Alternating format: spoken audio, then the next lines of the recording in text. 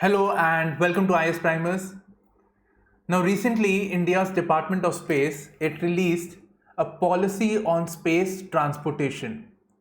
This is a draft policy, means it is not yet final, but it is in the public domain for feedback. And in this regard, it is important to talk about space transportation in India. The space transportation sector, it is emerging as a serious sunrise sector across the globe. So we have references of people like Elon Musk who talk about colonizing of a different planet like Mars, or using other planets as well as asteroids for commercial mining.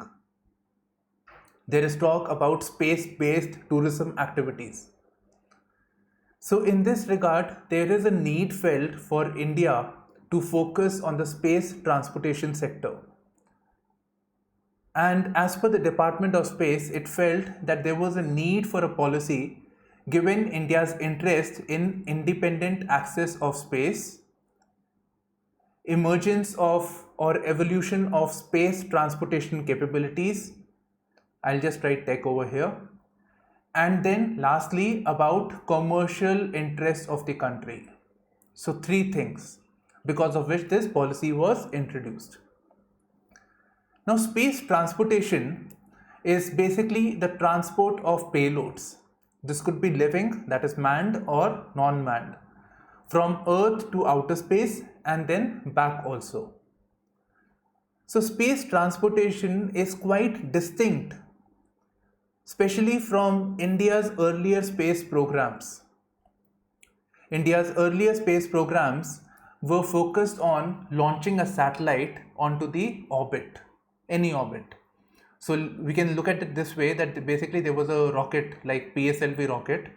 So it goes to the orbit wherever a satellite has to be released. So a satellite is released, and after this launch vehicle or this rocket gets dismembered. It cannot be used any further. The satellite is there in the orbit for a very long time, and it provides us certain facilities. It could be for maybe navigation activities, it could be for weather reporting, whatever. So, but the thing was that this launch vehicle or this rocket could be used only once. And this is distinct space transportation because now we are talking about a capability that we are able to send a rocket to space for anything, maybe to move a payload, and then have the ability of re-entering the Earth's orbit. So relaunch and re-entry are critical capabilities when we talk about space transportation. And when we are talking about space transportation, this policy has brought about the issue of green fuels. The present day fuels are highly polluting, be it NASA, be it ISRO. In case of ISRO, we are using kerosene, which is of a different grade, for specifically designed for space, and it is known as ISRO Sriram. So it is very close to kerosene, it goes like that. Now again, I'd like to tell you this thing. Now India is launching its own space manned mission to space, which is known as Gaganyaan. In this context of green fuels, I'm telling you. So Gaganyaan. So it is a manned mission to space where a crew of 3 people would be stationed. They will be in the space and then they will come back after 3 days. I'm mentioning this because one, it is so important for prelims, but the other thing is that in this activity, green fuel would be used. We'll be using a cleaner fuel which is known as hydrogen peroxide. So on burning or basically we'll get water. So it will not be polluting. Now when we're talking about the space transportation, we have to focus on the capabilities of the private sector, which on any given day are better at commercial exploitation of anything, right? So participation of the private sector. And India should emerge as a world leader, as a global leader, especially in this new sector. A new sector is coming. India has the capability. So India can emerge as a world leader in providing low cost space transportation technologies. But still, since we are talking about space, we need to engage with the global community. On one hand, we need the access to technology. Till now, we have not been able to land something using the space technologies. So quite recently, there was a Chandrayaan program, Chandrayaan space mission. So if you remember, we saw the ISRO chairman crying also. So that satellite, that rocket, Chandrayaan, was to release land a robo on the surface of the moon. So that they failed. Now NASA has been quite successful and some other agencies. So we need that capability of landing. We need to learn that again. And also, we need to look at space from the point of view of space laws or space governance.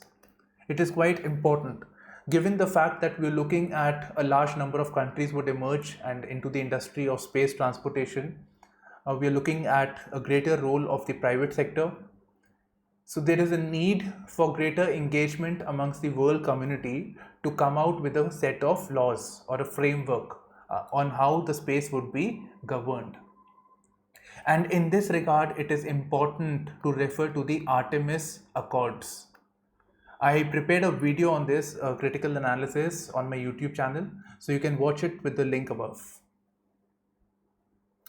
So in this, by now, I have actually said the salient features of India's policy also, but I am presenting this verbatim form of the policy from ISRO's website. So ISRO and Department of Space basically says that there is a need for creation of a fertile environment for Indian entities to develop launch vehicles and launch them from Indian territories within the framework of international treaties and safety regulations. Clear?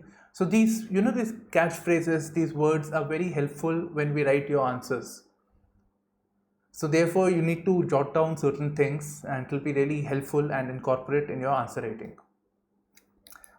The other key points are that it should provide opportunities for Indian entities to capture a share of the global launch services market. Right? I told you India emerging as a world leader and participation of private sector. Then the government and agencies to accelerate focused R&D to build space transportation capabilities for future space endeavor. Now in this regard, I would like to give you the example of NASA. So NASA has quite evolved in the space sector. And what it is doing is, it is giving the various commercial activities that NASA may perform, it is giving it to the private sector. It is also transferring its technologies to the private sector of USA. Especially we have heard about SpaceX of Elon Musk, right, which is talking about space travel, space tourism. So they are cultivating their private sector. And the same can be done in context of ISRO. ISRO has a commercial arm known as Antriksh. It is not Antrix, it is Antriksh. So this Antriksh is there, and in this regard, it is playing a role in the commercial activities. This can be given to the private sector based on the platform or the technological capabilities built by ISRO. This can be given to the private sector now. So this is what I wanted to say basically. And then the emergence of these space enterprises will boost economy as well as create direct and indirect employment. So it will give benefits to the economy. And the other thing the policy says, to promote and foster an environment within the country for Indian entities to develop capability and capacity in space transportation systems. Next, it talks about enabling the commercial utilization of the launch capacity and space transportation technologies through its commercial arms, and that commercial arm is Antriksh. Focus on advanced research and technology development towards improving access to space and supporting human robotic space exploration. So what ISRO can do is, ISRO can give this technology know-how what they have for the commercial applications to the private sector, and it can focus on advanced research and technology itself. So it can focus on other areas now. And I hope this is clear. Human and robotic space exploration. So robotic space exploration, we have examples of Mars rover and Mars rover and other planets also. NASA is attempting it. Next, engage in mutually beneficial partnerships with international space agencies, technology providers towards the joint development of advanced space transportation capabilities. So in this regard, again, we can talk about the Artemis Accord. So this is the most significant thing when we talk about the space sector that is happening right now. So the video link is on the link above. So this is the policy that we had, but policy doesn't cover everything, and there are still certain suggestions which can be incorporated. One, we need to focus on more foreign collaborations and FDI in space-based manufacturing. So to have that capability, we need FDI, and FDI will ensure one, which is very obvious, that is money. And other thing is, FDI also helps us bring new technologies. Plus, it will help us bring trained manpower. So these are three benefits of FDI. Then we should also focus on promoting local and entrepreneurship. Now don't confuse, when I was talking about ISRO giving certain technologies to the private sector. Yes, that is there, but then there are certain other capabilities of the private sector can do. For example, this SpaceX had its own idea of having a series of satellites across a particular region to provide high-speed internet. So this is the Starlink program. NASA did not come up with this. It is the idea of the SpaceX. So Indian government agencies should focus on encouraging local entrepreneurship, local ideas, so that the space sector can be better exploited commercially, keeping in mind environment interest and sustainability. Fine? So this is it. And in this regard, there can also be a purchase obligations from MSME as well as startups. So this can be done. Then they should be focused on new funding avenues.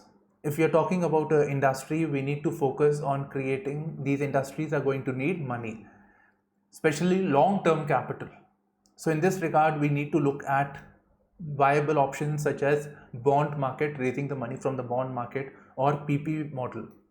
Bank money is very, very expensive. When anybody takes a loan from the bank, it is very, very expensive, and the gestation period is short. But when it comes to bonds, it is a much better option. So this can be introduced. Then we need to focus not just on the space-based things, but also the other ecosystem required. For example, we need to emerge very well in the robotics sector. So it will be ultimately be robots that are working in the space. So robotics sector needs to be cultivated. It needs to be improved upon. That capability needs to be improved, especially in India. And also, we need to focus on electronics manufacturing, which we are ultimately dependent on China. And when we're talking about this thing, we also need to look into the availability of rare earth minerals. So that is again the domain of China. They have complete dominance in this regard. So we need to be independent in this particular reference. And lastly, there should be greater role for India in space diplomacy and engagement, especially on emerging issues. So when we talk about the policy, it is very restricted, but we need to focus on the other concerns like militarization of space or interorbital tourism. So Jeff Bezos is going to go on his first interorbital tourism, right? So this is all we have in this context over here in reference to the policy. I have framed two questions for you.